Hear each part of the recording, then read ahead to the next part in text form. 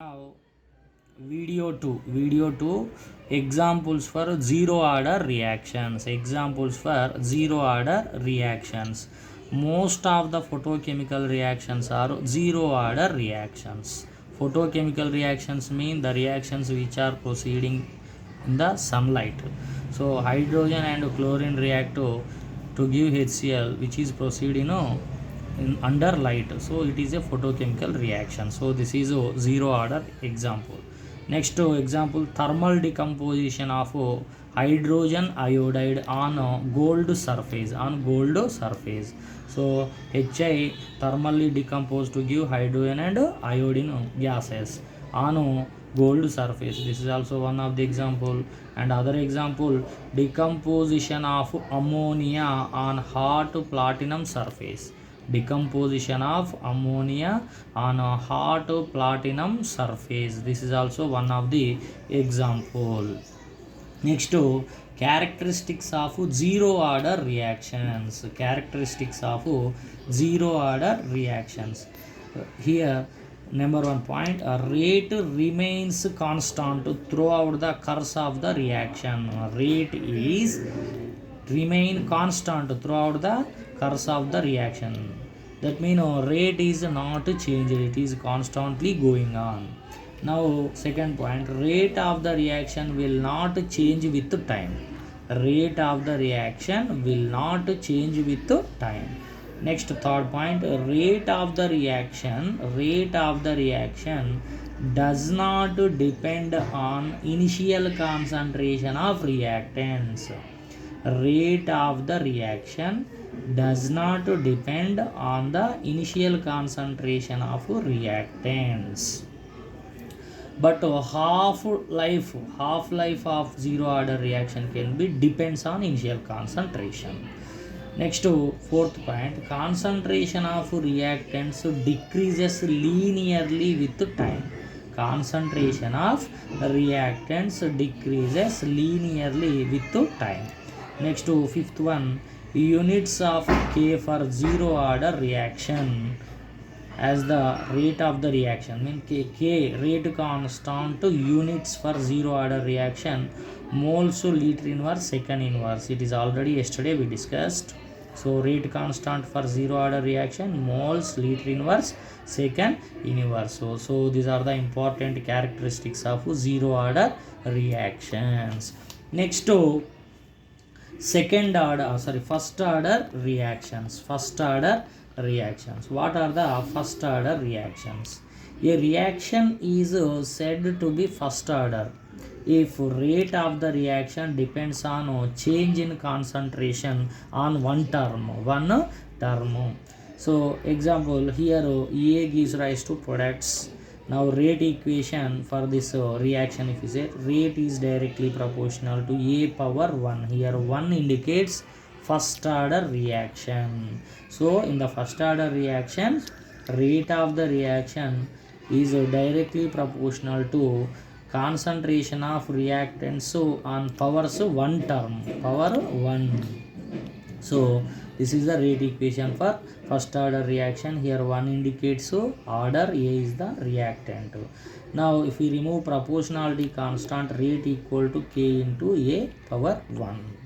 Now similarly, A minus X, in the place of A we can write to A minus X. A minus X we mean the amount of reactant unreacted.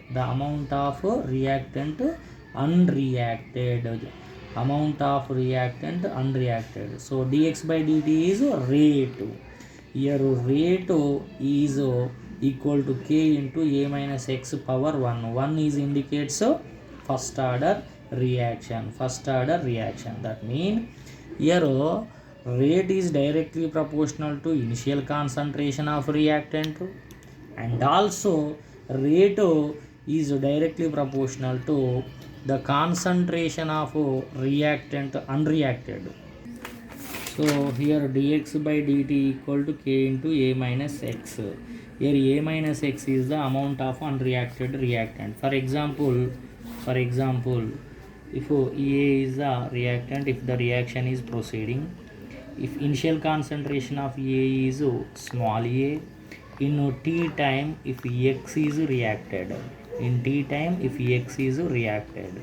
Now unreacted A, unreacted A, unreacted A, unreacted A is equal to A minus X, A minus X, initial concentration minus amount reacted, then we will get unreacted A. So A minus X is equal to unreacted A. So rate is directly proportional to initial concentration of reactant, and also the rate is reactant to unreacted amount of reactant, unreacted amount of reactant. That means rate is directly proportional to A, and also rate is directly proportional to A minus X. So here dx by dt is rate, so it is equal to k into A minus X power 1. 1 indicates first order reaction. A is the initial concentration of reactant, X amount reacted, A minus X amount left behind as unreacted.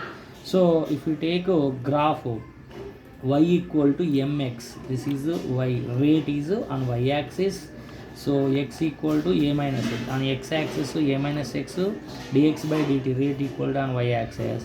Now slope equal to k, so this is y, this is m, this is x. M means slope, slope equal to constant. Next to, so dx by dt equal to k into A minus x. Now dx by A minus x, dx by A minus x equal to k into dt, k into dt. Now apply, if we apply both side integrations, integration of dx by A minus x equal to k is constant, so integration of dt. If we simplify integrations and derivations, we will get a final equation, that is k equal to 2.303 by t log A by A minus x, log A by A minus x. This is very important equation, k equal to 2.303 t log into A by A minus x. This is a mathematical rate constant for first order reaction, for first order reaction. Here k is the rate constant of first order reaction, t is the time of the reaction, A is the initial concentration of reaction, x is the amount reacted. So overall A minus x is amount unreacted. Now here if you take graphs concentration of reactant versus time, it is gives a curve, it is gives a curve. In the case of for zero order reaction, it is a linear line, this is a linear. But in the case of first order reaction and second order also, any order, it is gives like this curve, but here is a straight line. In the case of zero order, straight line. In the case of other first, second, third orders, it is gives like this. So now examples of first order reactions, examples of first order reactions. Number 1, decomposition of ammonium nitrite, decomposition of ammonium nitrite. Now decomposition of hydrogen peroxide, decomposition of sulfuryl chloride, SO2Cl2, decomposition of nitrogen pentoxide, decomposition of nitrous oxide, this is called laughing gas. Now hydrogenation of ethylene, hydrogenation of ethylene, C2H4. Now radioactive disintegration, that is natural or artificial. Next to very important example, acid hydrolysis of ester and also sucrose. Acid hydrolysis of ester, acid hydrolysis of sucrose, these are come under first order, very important. Base hydrolysis is second order, but acid hydrolysis of ester is first order reaction. Next, ninth one, hydrolysis of benzene diazonium chloride, hydrolysis of benzene diazonium chloride. These are the common examples of first order reactions.